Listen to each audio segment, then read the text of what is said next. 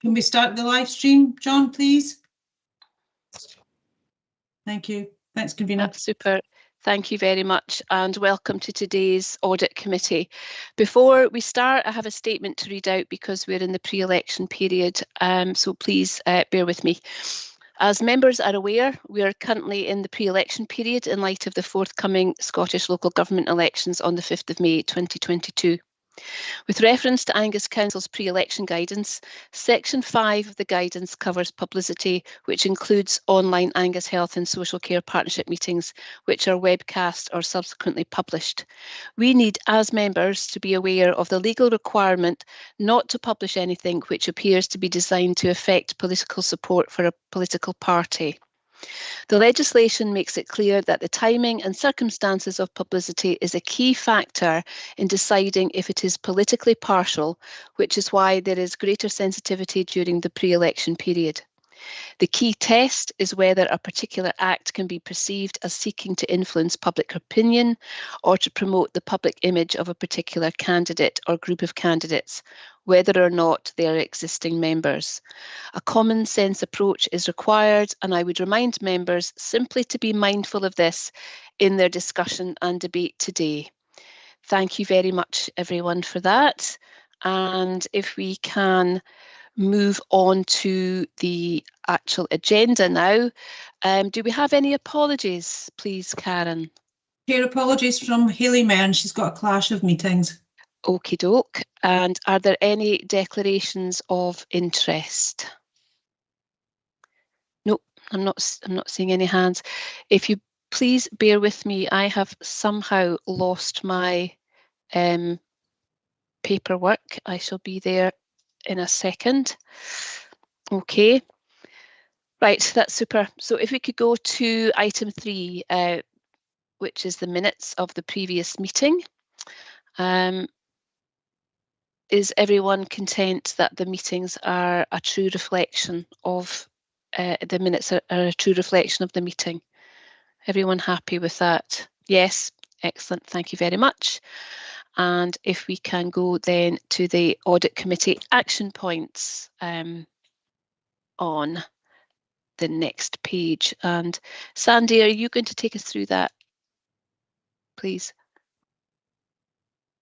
Yeah, thanks, Chair. I can just quickly kind of fill in some gaps there. Hopefully, most of it's self-explanatory. Starting on hopefully page 11, the first item, internal audit report, progress report.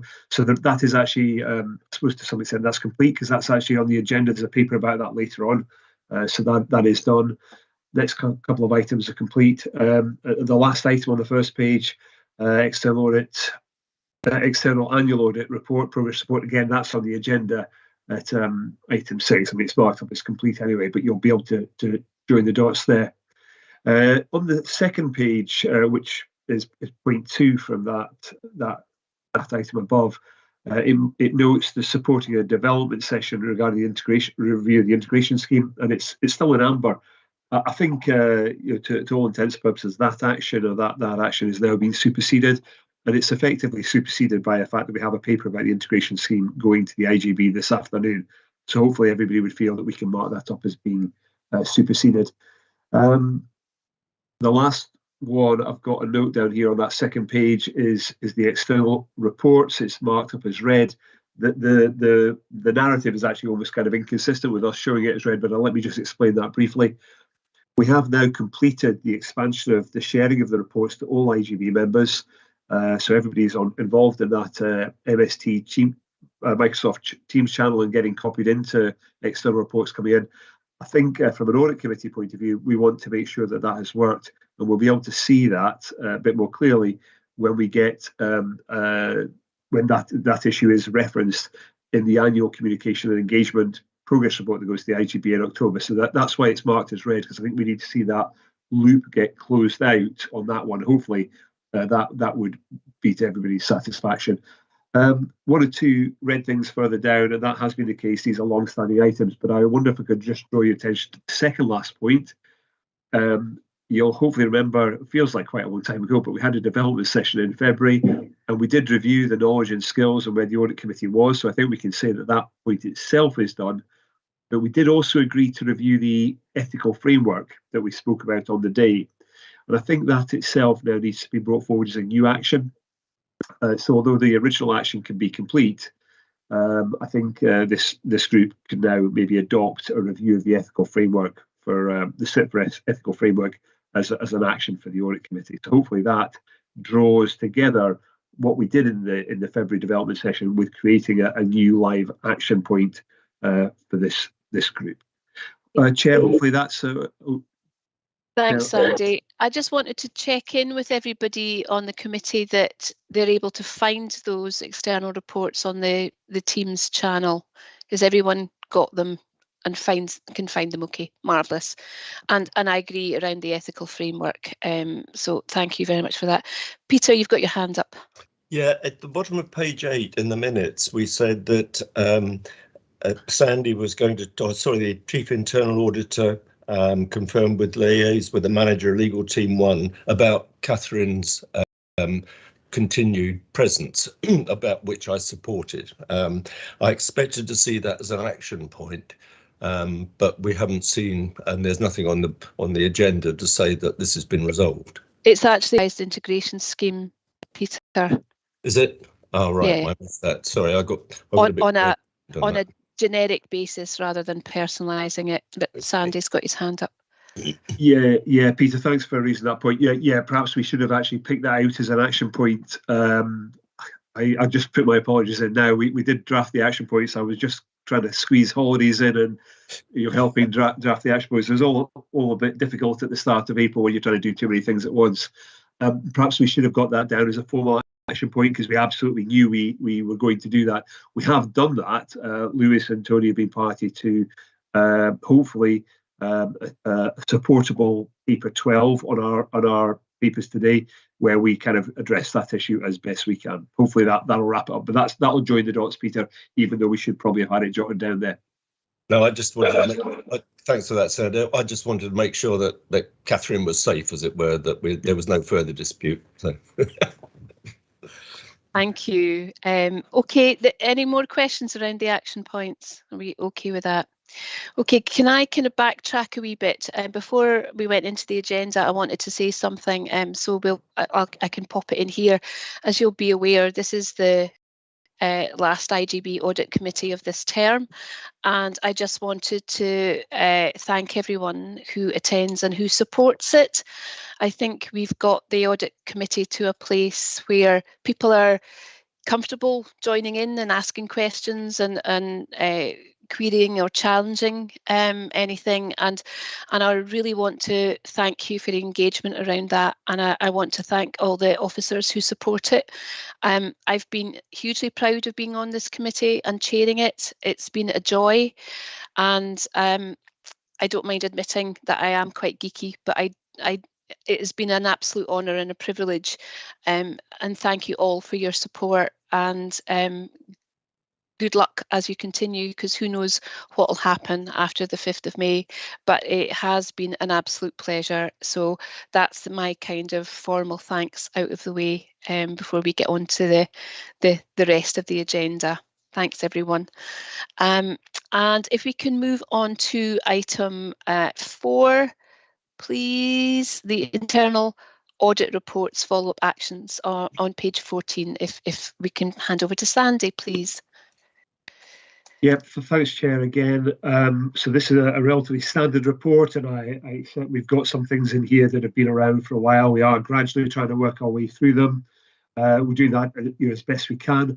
What we have done this time, hopefully, again, you'll recognise this from previous actions, is we've introduced a few extra columns in the update to kind of give a notion of when we now more realistically think some of these actions might be closed out by, but also to describe the impact of some of the delays. We've got 2 or 3 different categories. They're not particularly scientific, although I've tried to just pick out a few themes. Impact on governance, information governance, things like that, so performance governance. So we've got them jotted down a couple of extra columns. So hopefully that just allows people to understand where we are with these actions and the implications of not having managed to close them out. Just kind of give a couple of extra perspectives on that, which I think is hopefully able to address some of the comments that we've had in the previous meeting. It's also just worth kind of noting the slightly odd situation where one or two actions look like they're going slightly backwards or going backwards. We've previously classed them as amber and now they're red, and that feels counterintuitive.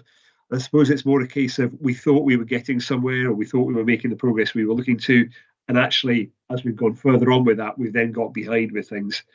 It's all part of the same issue about management capacity, being able to, not just in our system, but with people we have to work with, being able to keep things moving and whatever close them out. So I think while it looks slightly odd that we've gone from amber to red on one or two things, it is just a case of things starting to get behind the curve where previously they were maybe kind of more in line with where we hope to be or on track, and now less so.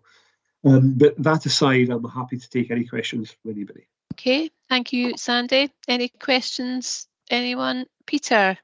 Yeah, just a quickie. The first item is priority 3, and the rest of them are either significant or merit attention or whatever. Why the difference? What's number 3 mean?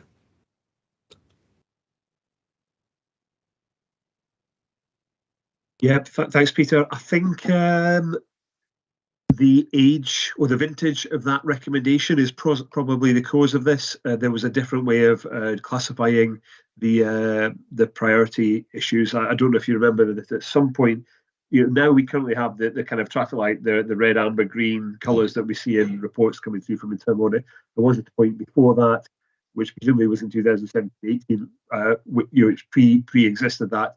And they had a different set of priorities there. So it's just a different terminology because of when that report recommendation originated. Is it worth reclassifying that into the scheme then? I can do that. I'll map it over to one of these. I mean, I think it's probably, somewhere between merits, attention, and significant. I'll sort that one out though, Peter, yes. Okay. There were different numbers at that time. So you can't quite map them over, but we'll do our best. We'll get something. Okay. Catherine. Thank you.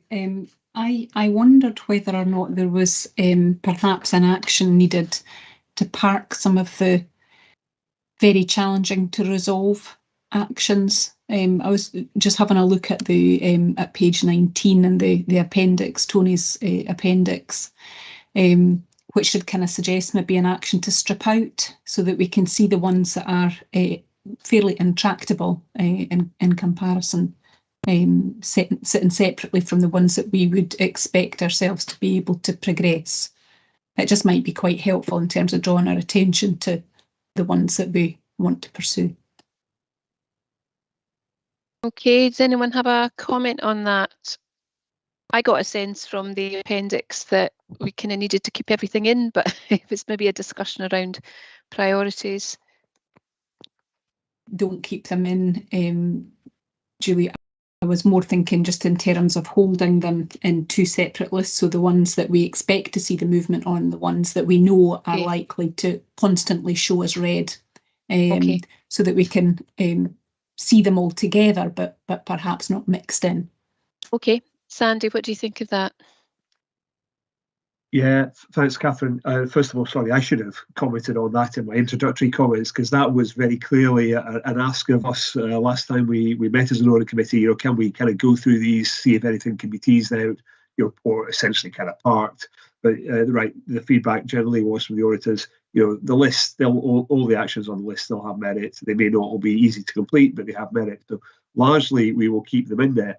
But Cathy, you're asking if we can maybe distinguish between things that are more readily doable and things that are maybe a wee bit more intractable. We can certainly look at that. I actually am hoping that perhaps things like a sign-off of things like the integration scheme might, not perfectly, but might as good as we can address one or two things, or at least say, well, you know what, the integration scheme has been signed off and it hasn't been an avenue to solve this, and therefore this is probably going to sit there unresolvable or unresolved, I don't know.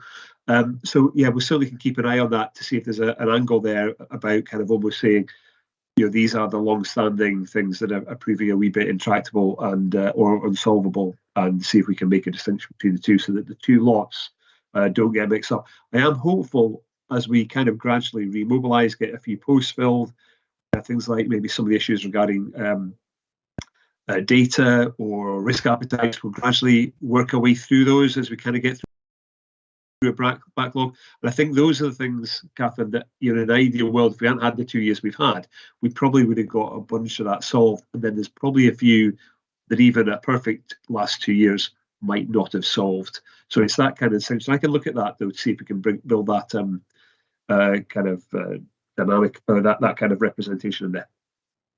Thank you, Sandy. Are you okay with that, Catherine? Yeah. Yes, absolutely. No, that's fine. Good. And Peter? Davidson. Thanks, yeah, just a quick one. Whilst we're also on page 19, Sandy, just some assurance, number 6 on the risk, that the risks arising from non-completion of actions should be clearly stated and considered for inclusion on the risk register.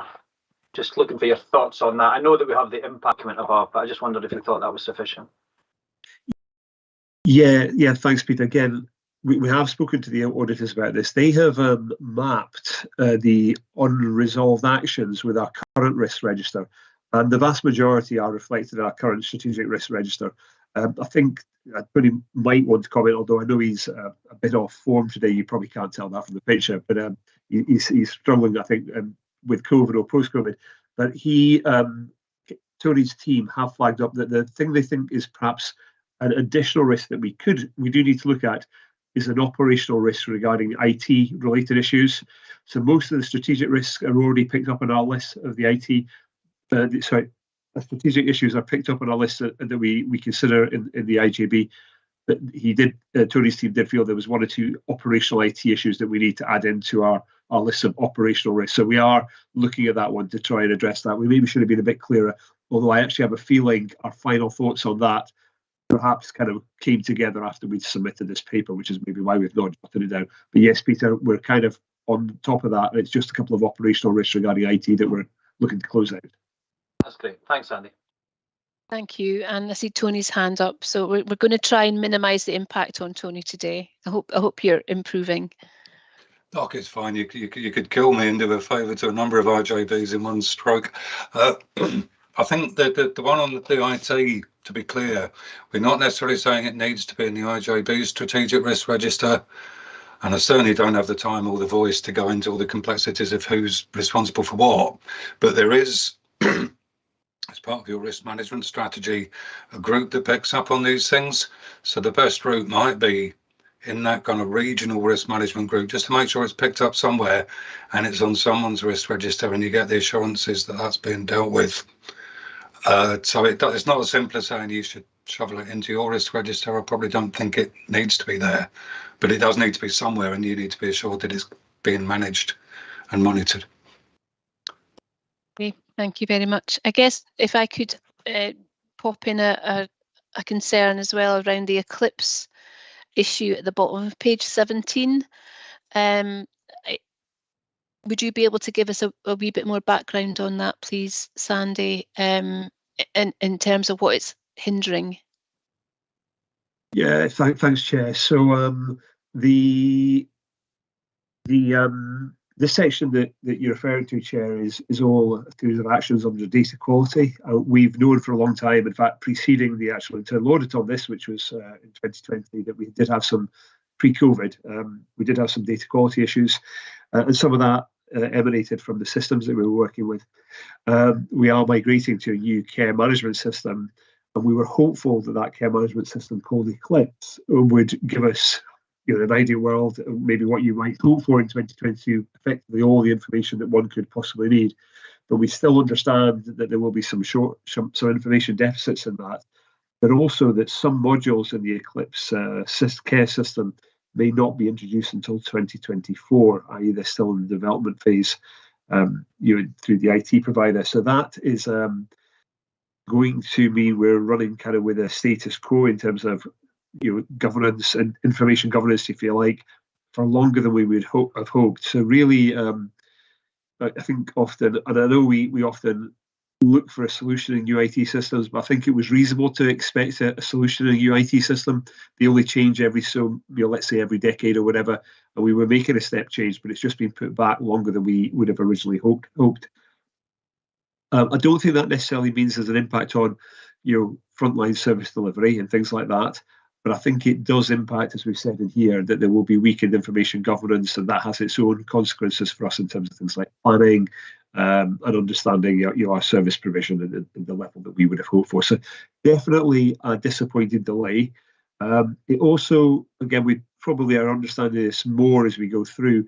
It may also have an impact beyond that particular audit. There's an audit that we did, which is referred to on page 18, the charging for services audit. Things like the Eclipse model and the care systems would have probably, we now know, I think, have supported the solutions for the charging for services audit. But again, some of those may now be a bit more deferred and delayed than we would otherwise have hoped to see. So I think, yeah, definitely a disappointment. It doesn't mean we've necessarily gone backwards from where we were, but it certainly means that the solutions that we'd hoped for are not as within reach as we might have hoped. Okay, thank you. And how it progresses, and I don't underestimate the capacity issues that is across the board at the moment, and staff well-being is a concern of mine as well, as we are struggling on with capacity issues. So looking forward to seeing that progress. Any more questions on that paper, please, or are we okay to go to paper 5? We note the recommendations, and we're happy to accept those. And let me scroll. Yep, we're noting the report and the progress made to date, with the caveat that there are delays. Okay, thank you very much. And if we can move to agenda item 5, which is the governance actions plan. And over to Sandy again. Thanks. Thanks, Chair. So similar style of report. Again, you've seen this report a number of times. Some of the comments in the report that we've just looked at, particularly the internal audit review that was in the appendix that Catherine noted, that also applies to this paper. It was all one and the same kind of issue that they did. But yeah, there's not much to add really, Julie. Again, we see one or two things going slightly backwards because we're not quite on top of them as we really were or thought we were a few months ago. Hence going from amber to red. But again, I'm hopeful some of these things will turn around. And if the last 2 years hadn't been as they were, a number of these things would probably have been solved by now. And hopefully will be solved in due course. So again, probably just happy to take any questions, Chair. Okay, thank you very much, and I appreciate that. Any questions, anyone? Are we happy? Oh, Andrew, hi there. Yeah, it was just to reiterate the fact that the committee had offered help, and it was noted in the report that help wasn't required at the moment. Do you ever envisage it, Sandy? Do you ever envisage there's any way that the members of the committee can assist you with this? Because I just I feel I'm sitting just like observing people running around trying to do things, and if there's anything we can do, I'd be quite willing to help. If you can keep that in mind, don't forget that statement there. Yeah, thanks, Chair. Thanks, Andrew. Chair, let me just respond. Andrew, thank you for that. And yeah, we have noted it. I think I'm keeping on jotting it down in the paper because I think it's important that anybody reading this knows that the Audit Committee are committed to supporting reaching solutions. I think we said it a number of times, a lot of the things that are on our list kind of almost at the moment fall into two categories. Things that are perhaps need multiple parts of a number of systems to kind of all be kind of working together to solve something collaboratively. That's some of the long-standing complex ones that we've had. And then some of the more maybe things that I mentioned before might have been solved in an ideal world in the last 2 years. A lot of it probably is about our own internal management capacity to just get on and do these things and solve them. So there are some things that are perhaps inhibited by complexity, and they ultimately need either everybody to be in the same place at the same time to move them forward, or not more likely, or possibly need some kind of support from the Audit Committee. And there are others that we probably can still do under our own steam. They're just waiting for the capacity to re-emerge in the system for us to get on with. But absolutely noting the support of the committee on that one. Okay, thank you very much, and thanks for reading.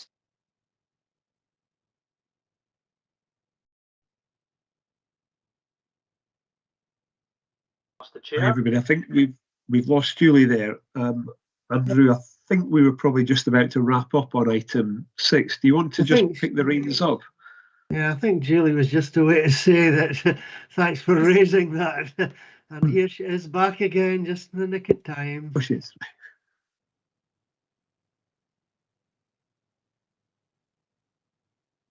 You're muted. You're on mute. You're muted, Julie. Okay, sorry about that. Yeah, I was just going to say this happened earlier, Andrew. So if I'm kicked out, maybe you could pick up the chairing until I can get back in. I would appreciate that. Thank you. So that's the second time today. Super. Any more questions on that paper, or can we note the progress as recommended? Yep, happy with that. Marvellous. Thank you very much. And on to item 6, which is the 2020 and 21 external annual audit report, progress report.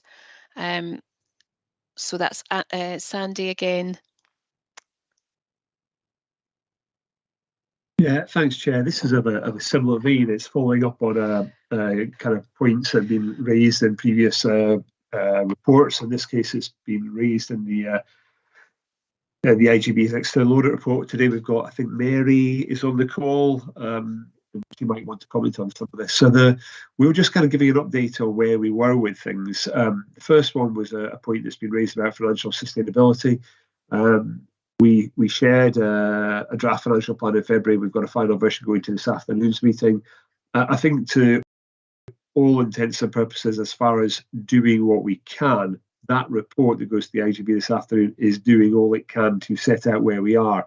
What it doesn't do is it doesn't actually solve the problem of the underlying deficit, but it is clearly citing the IJB on where we are. So hopefully Mary would feel that, aside from the fact we still have a gap in the plan, we are doing all we can to share that and make sure the IJB itself is cited on that.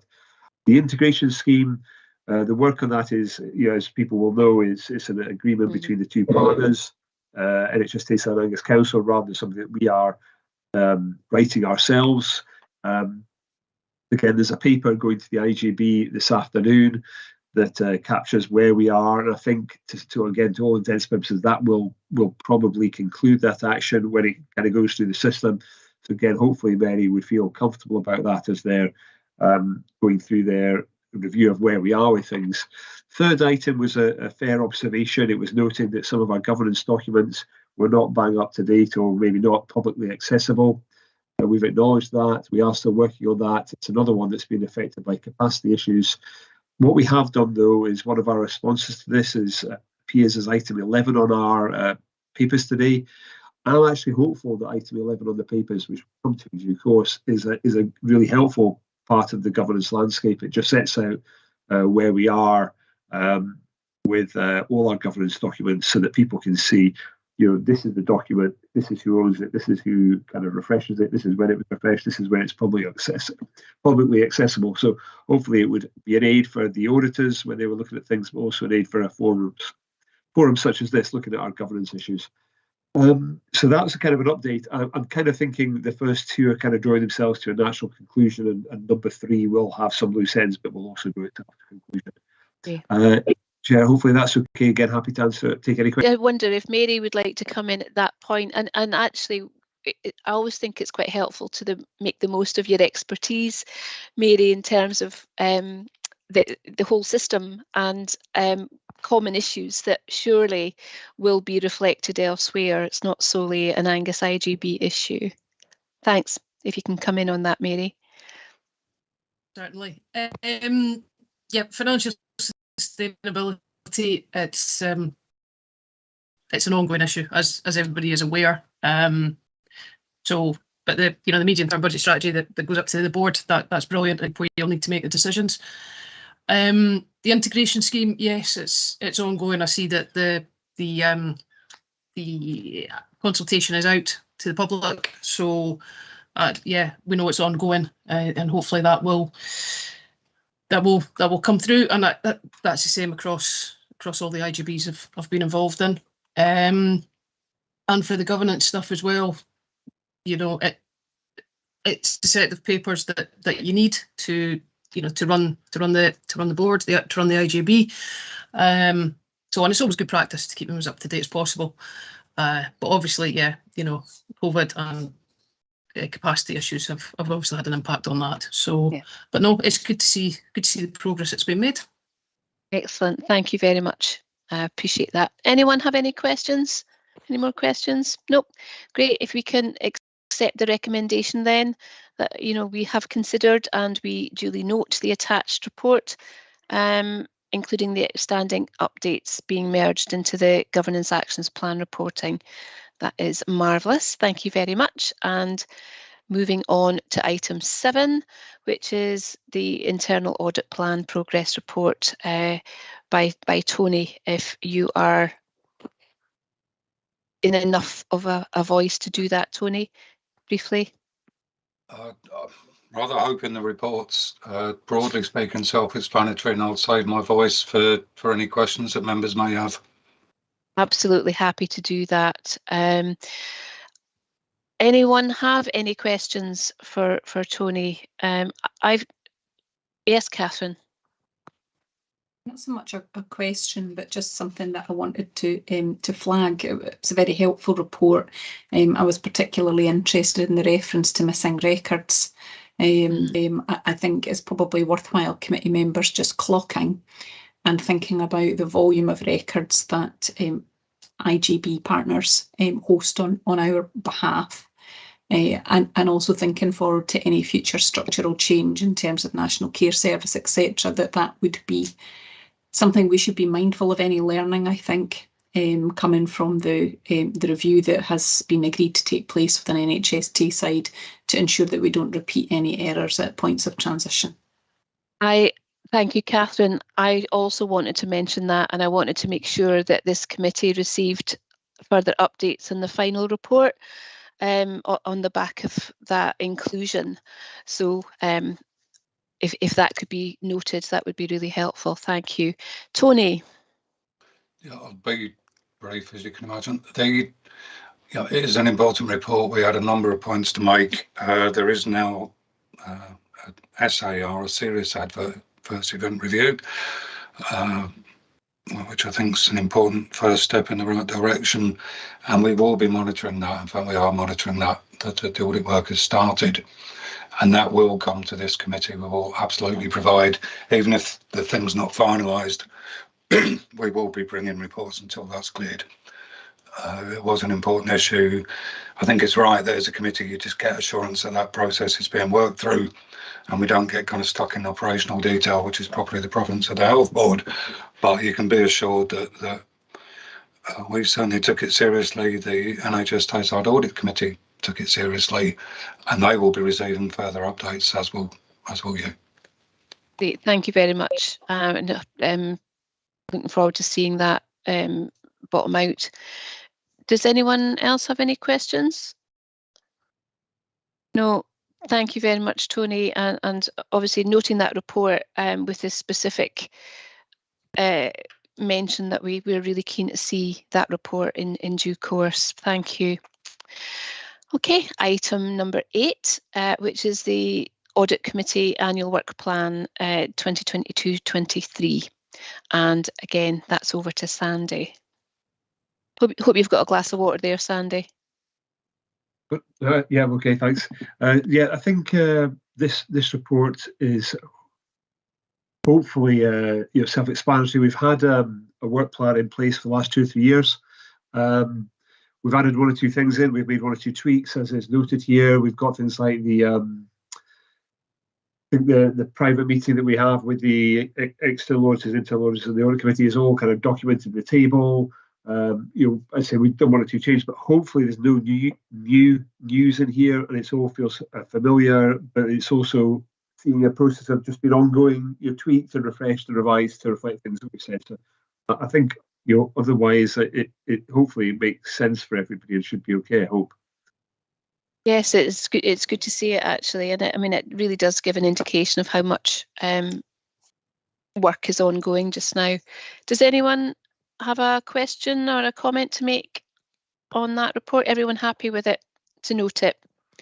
Okay, thank you very much indeed. And again, moving on to item 9, which is the review of the role of the Chief Finance Officer, which is again Sandy, and I do note it must be quite weird to be reviewing your own role. So over to you again, Sandy. Thanks, Chair. We can perhaps just reflect on that thought at the end of this. Yeah, so there is a sit for self-assessment framework. It's quite long, and it is quite time-consuming. We've agreed with our external and internal auditors that we wouldn't do a full review of it this year, but we'd focus on areas that were not fully compliant from previous years. Helpfully, though, because of some of the changes we've agreed, particularly with Angus Council, kind of falling in line with things previously agreed with NHS side, we are more compliant than we've been in the past. And a few things that were previously non-compliant or partly compliant, we are now fully compliant, and that is helpful. We've got still some partially compliant things, and some of them might not ever be resolved. And we've got one or two things where we do need to do a bit of work, but a number of things have been solved by Angus Council and say kind of agreed to change the way we provide the financial management support. So again, happy to take any questions, but we could perhaps reflect on the how we review this in future years, because really I would hope next time we review it, we're able to do a full review. It might be helpful to just work on the basis that we try to introduce an element of independence in that. I would absolutely support that, Sandy. It's, I think, a challenge to do that in isolation when you're so familiar with the role. But if there's an element of peer support or internal audit support around that on an ongoing basis, I think that is really helpful. And you sharing that expertise across the whole system, if you like, I think it's a good practice. Andrew, you've got a question.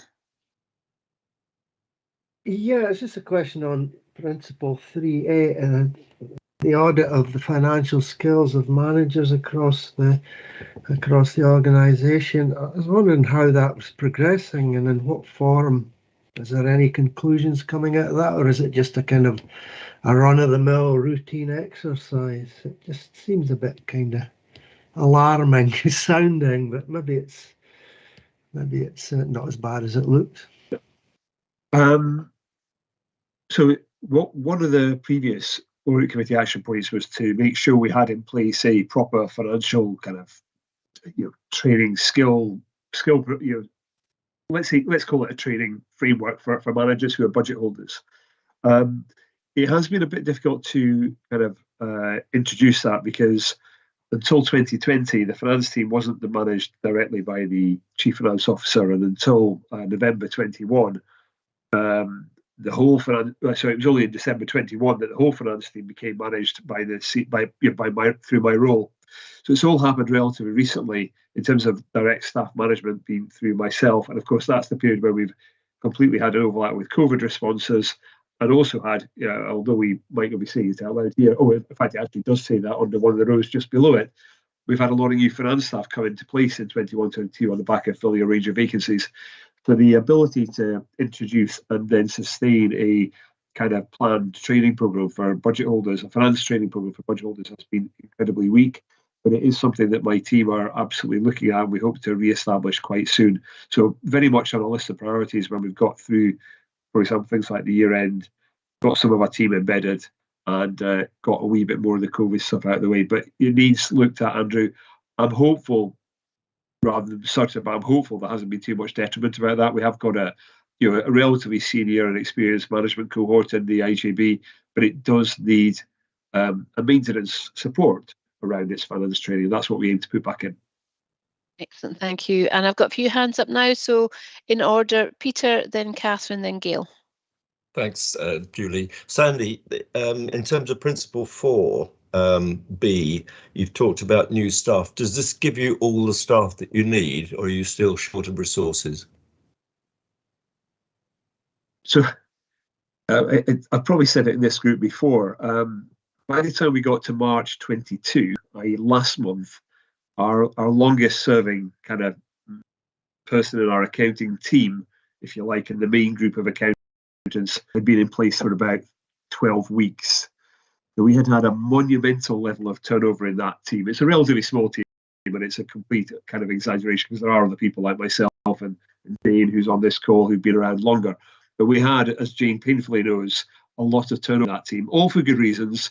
Three members of the staff team moved on to promoted posts, moved on within 3 or 4 months, and we had to recruit, and we've been successful in our recruitment and actually being able to bring back people. You can't actually remember what your point was, Peter, because it's just so big in my head about, I can't actually remember your point now, but it's that issue of turnover has been really quite a debilitating effect. Your point was, does that give us all the posts we need? It replaced the posts that had been created by people moving on to promotions. Gail and I have spoken in the last 2 or 3 months, and we have got one remaining gap that we need to fill in our team, and Gail's aware of that and supportive of that. And once we've got these 4 members of staff fractionally more embedded into the team, we're going to move on to filling that gap. And I am hopeful, and I'm sure Jane on the call is very hopeful, that will give us a more robust finance team that is a bit more fit for purpose for what will come in the coming months. But yes, a wee gap still, but we are much better placed than we were in December and January now. We'll keep our fingers crossed if everybody chooses to stay.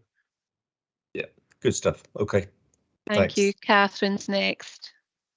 Thank you. Mine is just kind of a point picking up on the later item at item 11, was just tying together the need for financial skills training with the review of financial regulations, which is obviously on the to-do list, and I guess just it probably makes sense to tie the timing of those 2 things together, and the capacity in the team should help with doing that. Thank you. Thanks, Catherine. Point well made. And Gail?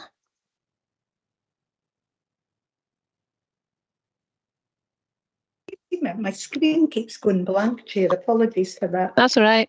Going back to Principle 3. Yes, Andrew and Peter there. Not only finance staff that are changing, it's also our service leaders.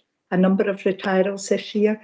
So what we're finding is you can get a new service leader who's now managing an integrated team, and they've only got previous experience of managing, i.e. a social care budget or a health budget. So there is undoubtedly training required. We do have a date in the diary towards the end of June to do a development session with the staff. So it's not really a worry, but it's about development of staff to let them understand different budgets and different processes there. You happy with that response? Yep, excellent. Okay, so if we can go back to the first page and look at the recommendations, there are 4 recommendations there, and if we are happy to accept them without the need for me to read them all out, I would be very grateful. Is everyone happy to do that? Thank you. Okay, and we're moving on now to item 10, which is the 2021-20. Sorry. Can I just quickly interrupt? I do that point you made about an independent assessment for the future years. I think we can maybe add that in as a recommendation. Something along the lines of we consider a way of introducing an element of independence to a future year assessment as well. That probably helpful. Yeah, I'd be happy to do that if Karen can capture that. If everyone else is okay with that. Excellent, thank you.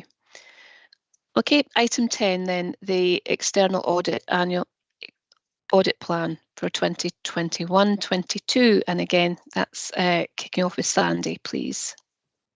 Yeah, thanks, Chair. I'll introduce this and then pass over to Mary in case Mary has any comments she'd like to add in terms of describing the report. This is a paper that we bring to the IJB every year at about this time of year. It sets out the plans of the external auditors for the coming months in terms of kind of reviewing our overall governance framework and the annual accounts.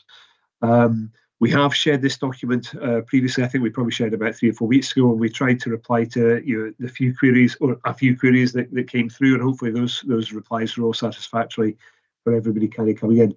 What we're looking for today, although I obviously give Mary a chance to describe it, is just for the group to approve it, and then to approve 1 or 2 the issues such as the associated fees that, like other parts of the system, and as we've already been discussing today, there are some COVID impact on capacities, and there's that wee caveat in the 3rd recommendation about when we might bring things to a conclusion. But Chair, I'm happy to pass over to Mary if Mary would like to describe the paper in a bit more detail. Excellent, thank you. Welcome, Mary. Okay, thank you very much. So, Good afternoon. I'm pleased to present to you the 2021-22 Angus IJB Annual Audit Plan, which has been discussed and agreed with senior officers. The plan has a different layout to the previous one familiar with, but the content remains the same. This is our 6th and final year of the audit appointment, with new audit appointments to be announced later in 2022, and we'll work with the incoming external auditors to ensure a smooth transition.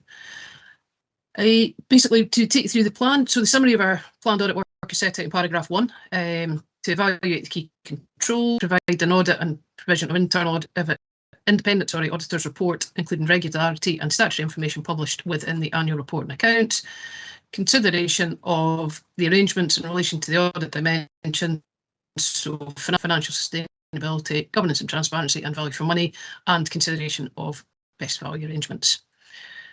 So important figures within the accounts, page 5, that sets out the materiality levels. So these are the thresholds that, if they were breached, would require further consideration and amendments to the accounts. So basically our triggers for when we're going through the work. Exhibit 2 highlights the significant risks of material misstatement that we've identified through the planning work. There is only one in the plan this year, and that is the risk of management override of controls. And this is a risk that we can't rebut due to the nature of the risk. So the planned audit approach is in the right-hand column, and that's how we'll satisfy ourselves with regards to this. Paragraph 17 highlights the large hospital set aside and the mental health services costs. Whilst we don't deem these to be significant risks, they will be looked at in line with the normal audit procedures that we do. Section of the plan refers to the audit dimensions and best value, which is unique for public sector. So within Exhibit 4, we have the one issue that we want to bring out, which, as I've said previously, it's kind of an ongoing issue across IJBs and across the public sector. And we'll provide an update in our annual audit report at the conclusion of the audit. So just a couple more things. We do plan to get the audit done as soon as we can. We have got the very last date that the accounts can be signed, so that would be the end of October. We do hope to get it done before then. We are resourced to do it before then, but we don't want to commit to anything just with the ongoing situation. But we will endeavour to get it done before that. And lastly, the audit fee that's set out in paragraph 32. Sorry, that's set out in paragraph 29, which is £27,960, which is just the standard fee that has been agreed with Audit Scotland. So thank you for your time, and I'm happy to take any questions. Thank you very much, Mary. Appreciated. And I guess in terms of capacity, my anxiety is around capacity on both sides of that, given what Sandy has just told us about relatively new members of staff. But I would hope that, we can adjust things and be flexible to make sure that the audit's supported. Andrew and then Peter, thank you. For Mary, I just wondered, Mary, if you could maybe just reflect on the fact of how easy or how difficult it's been to do external audits in a virtual mode, and is that likely to continue in the longer term, do you think? Have we learned enough lessons to capitalise on virtual working? I just wondered if you actually have to physically see the documents, or what the mechanisms are for external audits. That's just if you could give us a quick observation on that, please. Yeah, of course. I think it's been a learning curve. It's been a learning curve over the last 2 years. We have had 2 years now to get used to it. There is a lot that can be done virtually. There always has been a lot that can be done virtually. And I think we've now got to the stage where we have kind of ironed out all the issues that we maybe needed to look at. It doesn't apply to the IJB, but things like looking at I've forgotten the name. The kind of, sort of ownership of assets. So title deeds, that's the word. So things like looking at title deeds, stuff like that. That was traditionally something where we had to go and, back through the vaults and find the title deed and, kind of dust them off and have a look at them. But, we have worked around solutions around all of those. Is it here to stay? I think, yes, it is here to stay in some capacity. I think gone are the days where we have to sit beside the accountant and, sit alongside the accountants all the time.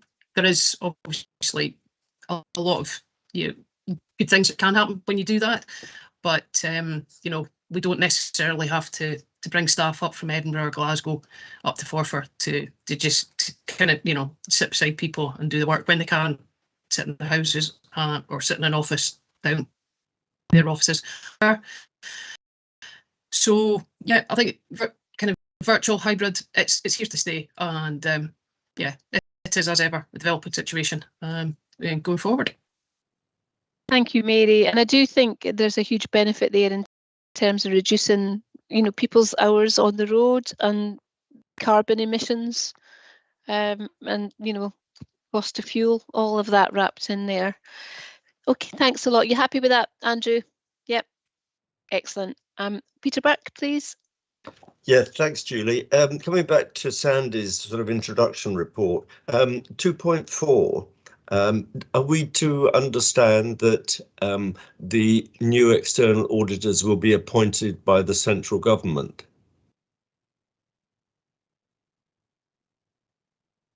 Or will we choose? Yeah, Chair, I can maybe reply to that if that's okay, Julie. Yeah. So I don't think we would call it the central government, Peter. But I think there's probably another name for that. I have a feeling the formal name is maybe the Accounts Commission, but Mary might. Is that? I think that's right, Mary. Anyway, yeah, thanks. Yeah, so there is a national body that does appoint auditors to public sector bodies. We have had a confirmation that in all likelihood, our auditors for 22-23 will be Audit Scotland again. But it will be a different team to the team that we'd be working in. So, Mary, I think there's a number of teams that work in Audit Scotland, and we'll change teams to create a break in terms of just to basically create a managed turnover in doing that. So that's what we understand will happen now. It hasn't been formalised yet, but there's a provisional indication of that. So, yeah, they were nationally appointed people, Peter, rather than appointed by us. Okay. Thanks. Excellent. Thanks, Peter. And if there are no more questions, can I take us to the recommendations, please? So 1 to 3, consider and note the plan, approve the proposed audit fee of £27,960 and devolve authority for approval of any reasonable supplementary fees to the Chief Finance Officer. And 3, note the uncertainty about the timing of reporting arrangements, but we'll look forward to that date in the diary of the 28th of September. So everyone happy with that? Okay, and we can move on. Sorry, it's Karen. Can I just double check in terms of recommendation 3? Yeah. It's actually questioning whether we add a provisional, additional, or a potential replacement. Is that still undecided at the moment, Chair? Oh, let me scroll back to that. Sorry. Karen, okay. I think that's maybe a decision that needs to be deferred until the next audit committee, unless because I possibly won't be chair. But I'll take advice from Sandy on that. Yeah. So I think right now, Karen, that is, for everybody's information, a provisional additional date. But ultimately, when we maybe get to August, it might become a potential replacement date. And it would be a potential replacement date of the August one. But we don't know that yet. So I think if everybody could note it as a provisional additional near the time, it might replace August. We just have to see how we are. Hopefully that's okay. Yeah, thank you. Thanks for clarification. Thanks. Thank you. Okay. And item 11. Sorry, can I just Sorry, interrupt? every time I click onto my papers, I miss the hands going up. I had to pop out for a couple of minutes. Got a man putting up blinds, so I'll be back in 5 minutes, hopefully. No problem. Thanks, Peter. Okay. Okay. And if we can go on to item 11, which is the governance document update by Sandy, please. Yeah, thanks, Chair. Sorry, just before I go on to that, just a couple of comments about the last paper. Firstly, in terms of remote working, the one positive, not the one, but one positive thing that has fallen out of that is it is now quite easy for me to catch up with, say, Rachel or Mary quite quickly, whereas previously we might have been inclined to wait until everybody was in the office, maybe put things back a week, or we'll be in the office on the 4th of May, we'll deal with it then. Whereas now it's like, well, let's catch up on Tuesday or Wednesday afternoon. And it just incidentally has made us, not made us do things, but naturally it means we probably do things quicker because we're able to do them more remotely. That has been helpful. And the other thing I just to note is there is a recommendation there about additional fees. Just for everybody's information, I know nobody asked, but for information, to date in the last few years, we've never had any additional fees. So just so you're aware, the incidence of that is relatively low. Sorry, I should have said that before. That's okay. Thank you. Governance document paper, report 11, that follows on from the external audit report, item 6. And what this does, it just notes that the external auditors have highlighted a number of our governance documents are getting slightly past the sell-by date, if you like, and maybe they're not all visible publicly, and they maybe should be, and when are we going to review them and things like that. Now, we know we've got behind the curve in terms of reviewing our documents because of COVID. This paper, though, is intended to be an annual update of our governance documents. We might add some things into it in due course, but it's really just setting out for everybody's information, external parties, and our own benefit. Here's a list of governance documents. This is who owns them and maintains them. When we last updated it, this is where they're publicly available. Here's what we're going to do next with them, and whatever. So it's really intended to be something that pops into our annual workflow, probably about this time of year. I'm not sure when we've set it in the plan now. Really just saying to everybody, here's the governance documents, here's where we are with them. And I'm hopeful it acts as a useful reference point for people doing things like reviews of governance frameworks, or for people wanting to know, well, when did we last review that, and where does that document appear? And this will just help with that. So that's the intent of the paper, Chair. It doesn't solve the fact that one or two things are past their perhaps use by date and do need reviewed. The IJB is considering one or two changes to its own standing orders right now. The last paper on this agenda looks at our own constitutional arrangements. So one or two things are moving slightly, but this is just to give a sense of collective position. Thank you very much. And I see Andrew and then Catherine for questions. Hi, thanks, Chair. I was just wondering what an equalities mainstreaming report is and what it contains and who owns it and what is it? Yeah, that is something we do get asked about that report every now and then. I haven't looked at that report recently. The person who's been overseeing that is Vivian Davidson. But some of you will know that Vivian's been heavily involved in the work of the integration scheme. And also Vivian is retiring. I think we might have mentioned this at the last IJB meeting. We haven't. We might have mentioned it today. I don't know. But Vivian is retiring in the next month or two, so we weren't quite sure who's going to be looking after that going forward, Andrew, which is why we've not filled that one in. We also know that the current version is still out of date, and that's an outstanding point that's mentioned in the report number 6. So that's why we haven't got that completely filled in. That said, that didn't answer your question, which was what is it? And I'm not entirely sure. I haven't looked at it recently. Sorry. I could give over to Catherine on that one. Thank you.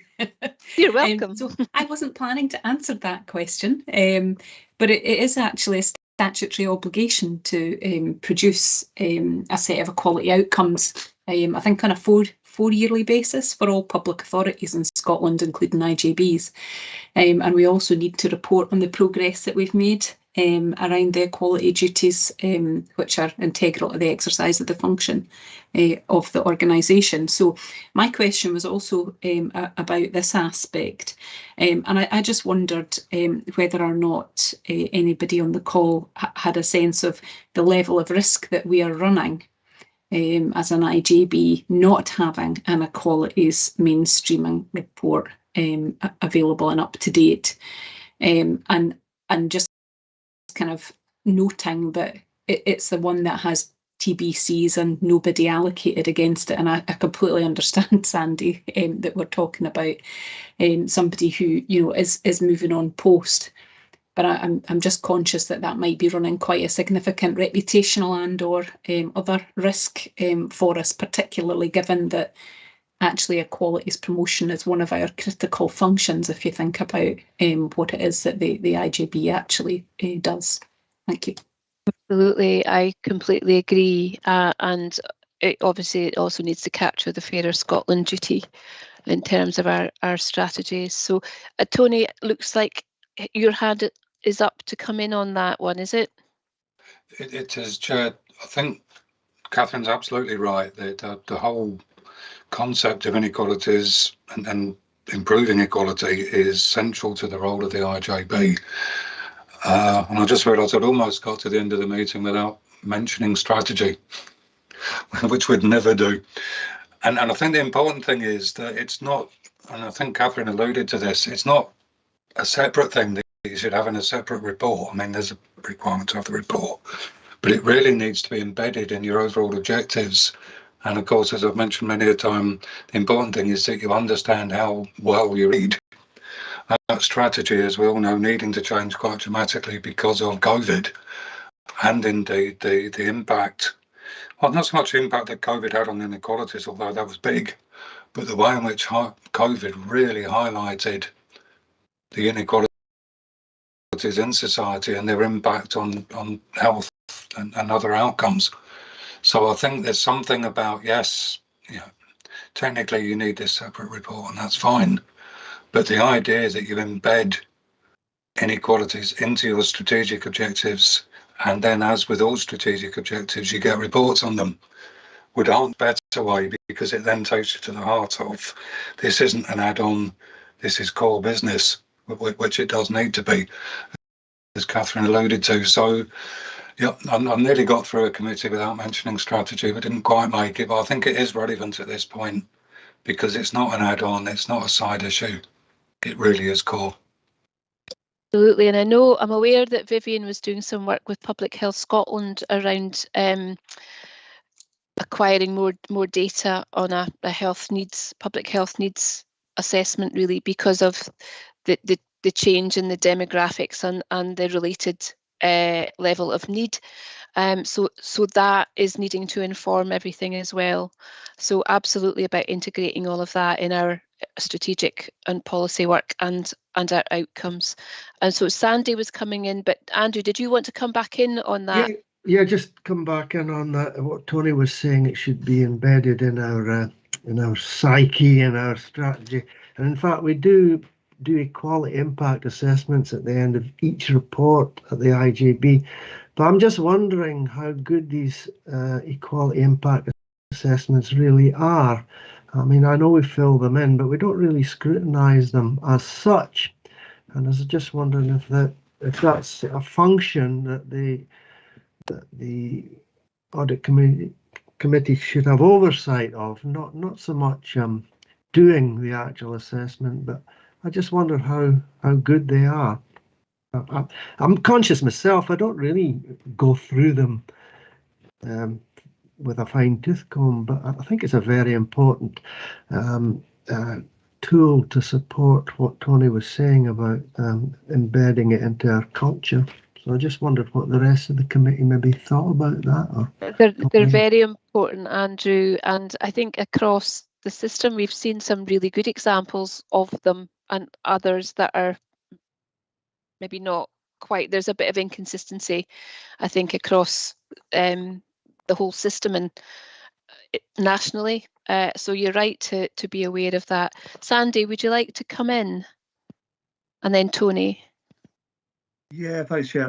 I've just gone back. I think the problems we have when we're writing these reports is we do put feelers out there to find out where we are with it. We don't quite get the replies back quickly enough to allow us to submit the reports.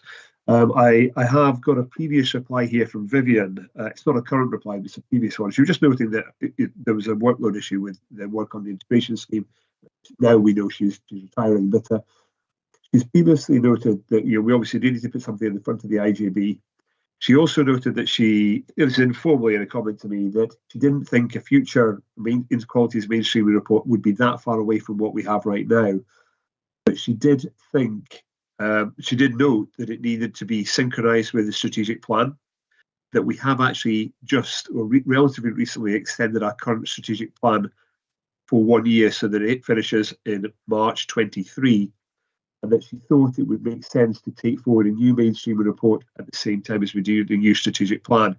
Now, that is not inconsistent with what Tony was suggesting. The two are so interrelated. Mm-hmm. And I wonder if perhaps one of the things we could ask to happen, and I'm not sure if it's appropriate, but we could explore, is look for the equalities mainstreaming work to be given a profile in the strategic planning group, as they are overlooking the development of the strategic plan. That feels to me that might be a good home for this. That sounds totally on the right track. And I know Voluntary Action Angus is doing a 1 year strategic plan to tie in with our one for that period. And then there'll be a longer term one that they'll start to work on in kind of January. So making sure that's all knitted together would be really helpful, I think. And I think, we'll be looking at escalating poverty, cost of living crisis, and that will sadly have an impact on our population. So all of that needs to be embedded in together. So Tony, did you want to come in on that? And I see Peter's got his hand up again. I'll try and be brief. In terms of Andrew's point, the quality impact assessments are important, and it's important that the board scrutinises them. The thing with those, of course, is you only see what you get to see. So if something's been done, then you get to see the equalities impact assessment. That doesn't replace this whole thing of, well, are you doing it in the first place? And that's been one of the things about the inequalities agenda, is stuff just hasn't been looked at. And indeed, Audit Scotland came up with some, I think, implicit criticism of the Scottish Government approach in the Audit Scotland report 21-22. Because it's much broader than is currently being looked at, and particularly the poverty agenda. So there's that. In terms of Lanarkshire, in terms of the Public Health Scotland work, South Lanarkshire have done some really interesting work, which might be worth Gail getting in contact with Suman or Craig, someone like that, because they've used embedded Public Health Scotland staff to pick up some of these things, and that's in their draft strategic commissioning plan, which I'm going to be looking at next week. And I did have something else to say, but COVID has got the better of me, so I'll stop there. Don't worry, thanks for that contribution. Peter?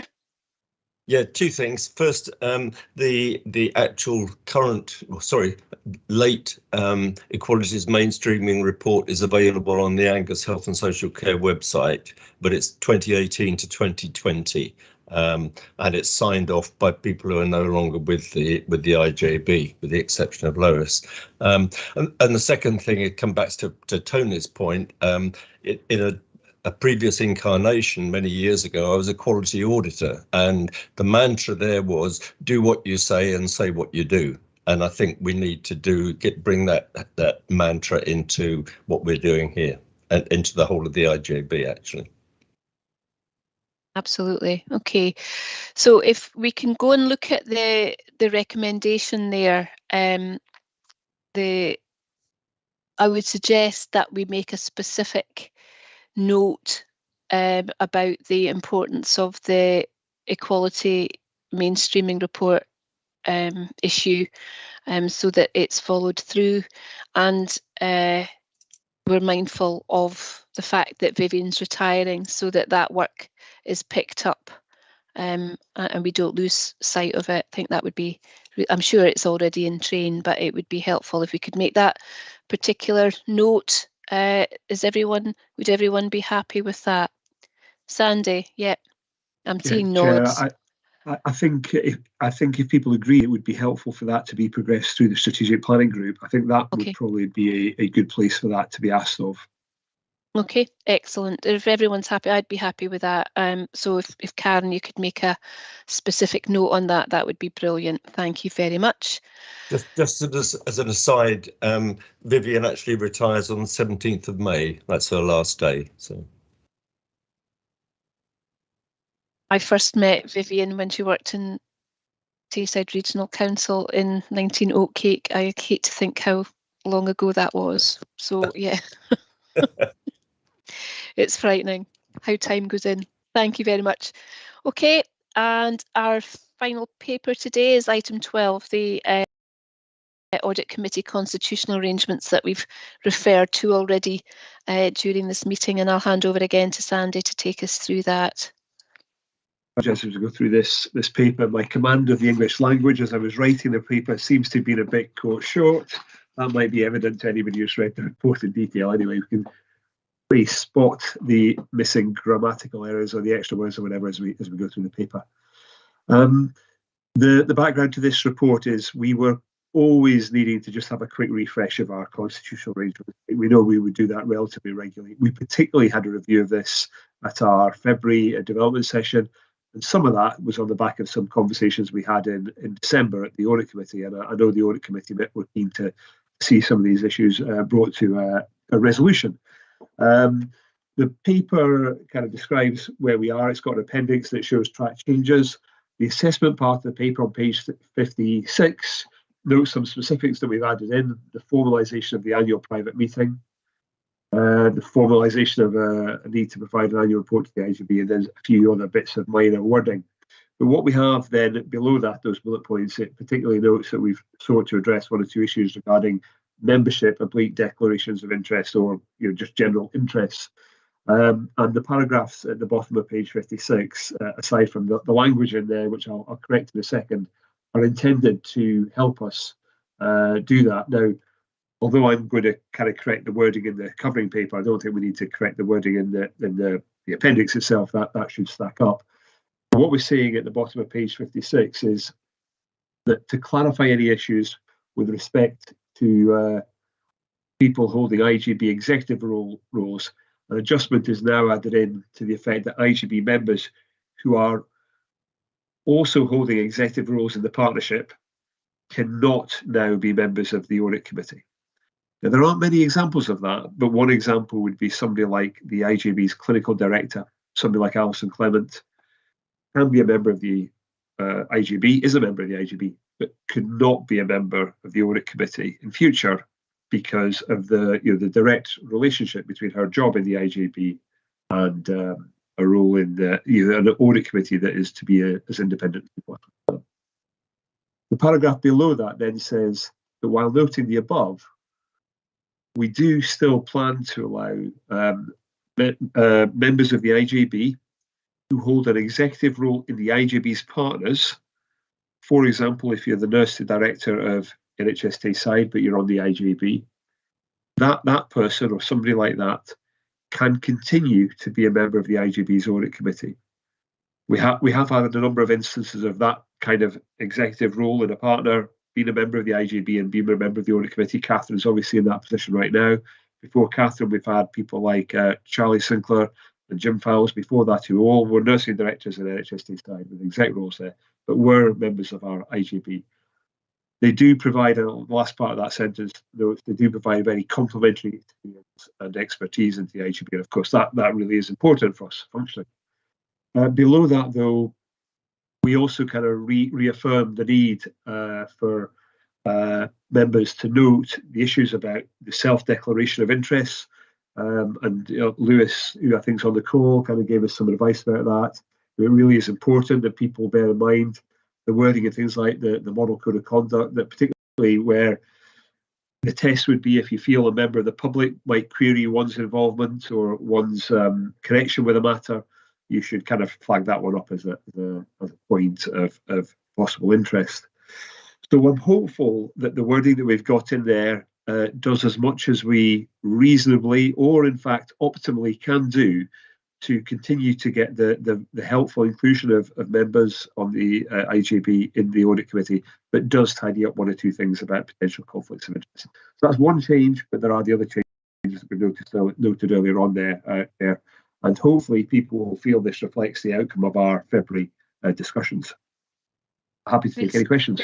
Thanks very much, Sandy. And of course, that doesn't preclude anyone attending the audit committee as an observer or as a to answer any particular issues or papers that come up. Peter, you have a question. Yeah, I'm looking at the remit, point 1, and we spend a long time talking about risk, often driven by Tony and his mouse and his cat. And I wondered whether we need to make a specific reference to monitoring risk and manage. We don't manage it, but whether we should say that we monitor risk and that we drive actions to minimise risk, or words to that effect.